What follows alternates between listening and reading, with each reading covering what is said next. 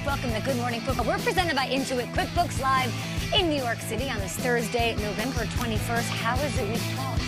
It's already here. Already here. A big game. Both squads 6-4. The Colts are on top, but Deshaun Watson needs to carry this team atop the AFC South deep into the playoffs if they want to change their narrative. It can all happen tonight on Thursday Night Football. This is GMFB, and this is your lead block. Lead block, please. Let's welcome in James Palmer. He's live with us in Houston. James, this is so many injuries going on. What is the latest report for tonight's matchup? I know Marlon Mack's ruled out, but I'm still saying questionable as far as T.Y. Hilton's concerned and Eric Ebron.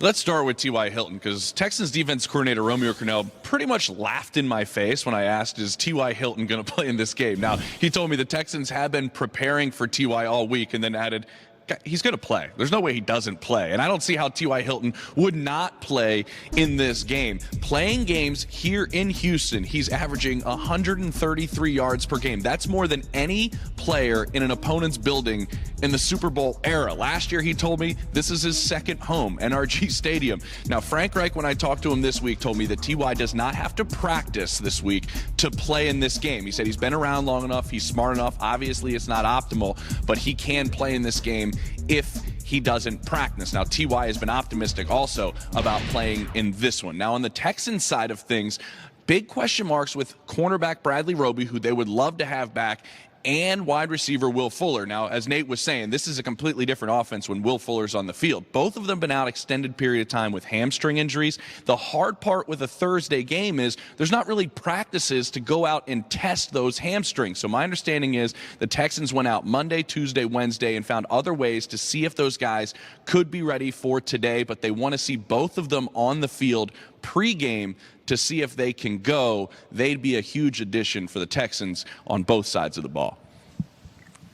Awesome. James, we know the Colts are going to be without running back Marlon Mack after undergoing hand surgery. What can we expect to see from the Colts running game tonight?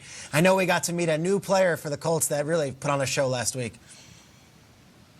Yeah.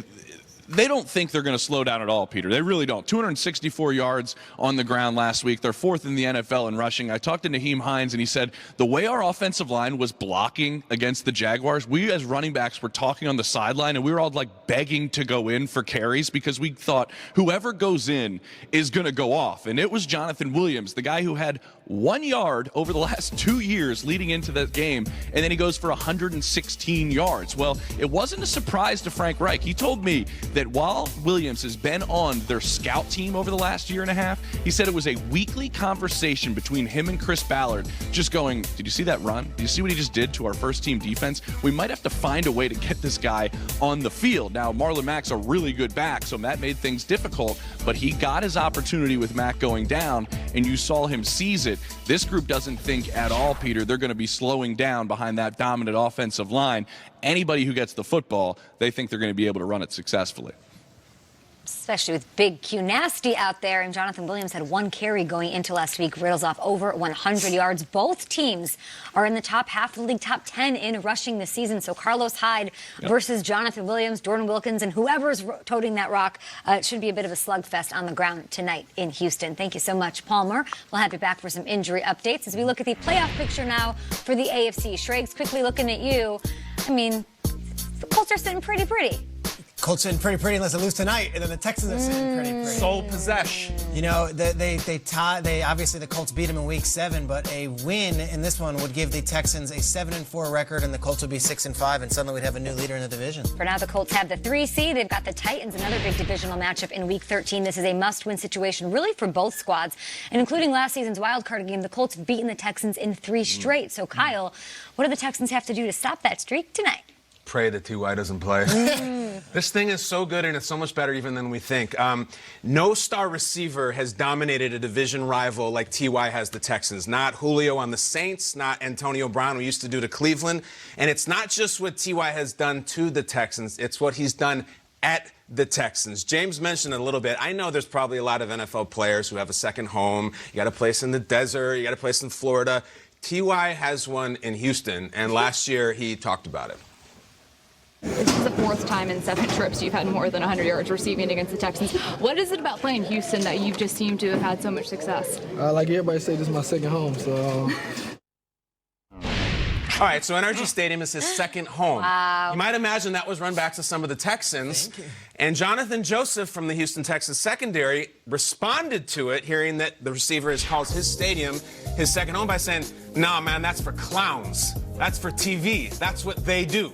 You put something in their face, anybody can say it." Well. We got second home smack. We got clown smack. How did T.Y. Hilton then, when they played the Texans one more time in the playoffs, how did he show up to his second home, NRG Stadium? Let's take a look at this. Oh. Yeah. He went out on the road, my friends. This isn't Halloween. No. This is January. This is the first week of January.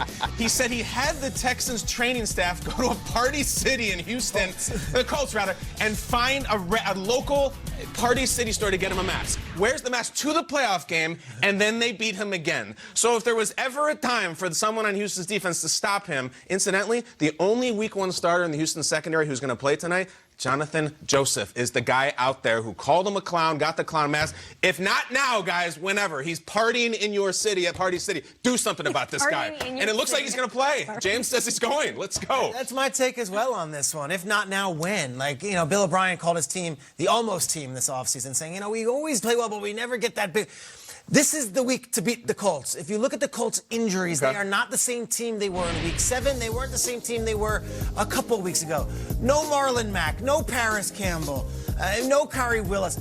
Questionable. T.Y.'s not going to be 100%. Eric Ebron's got an ankle issue. You said it, Kay. Rock Ya-Sin has issues. This is not Andrew Luck. This is a hobble. It's in your building. If ever there was a time you gotta win. to stop this narrative, it is tonight. Go win the game. And if you're the Texans, it's one of those look in the mirror games. Like, what are we? We win. We're in first place. Like, what are we?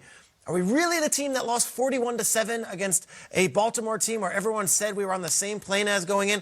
Or are we a team that can rise to the occasion? I think it's a real gut check game for the Texans, and I'm curious to see which version we get. It's funny, man. I'm sitting here listening to that drama between T.Y., Jonathan Joseph, and that team, and you're mentioning how the Texans, they just got to go out there and stop the narrative.